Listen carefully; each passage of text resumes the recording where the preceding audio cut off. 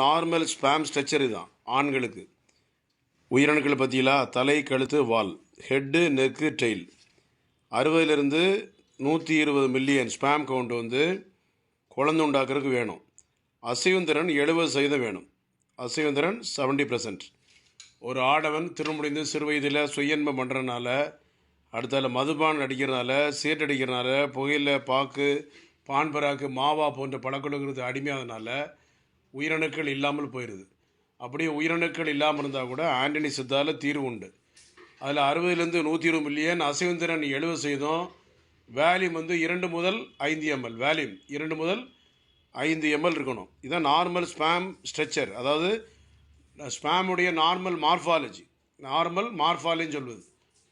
இதில் வந்து சில நேரங்களில் உயிரணுக்கள் இல்லை அப்படின்னு சொல்லிட்டு இல்லாமல் இருந்தால் கூட வெரிகோசில் பாதிப்பு இருந்தாலும் சரி, பைலேட்டரல் எபிடமல்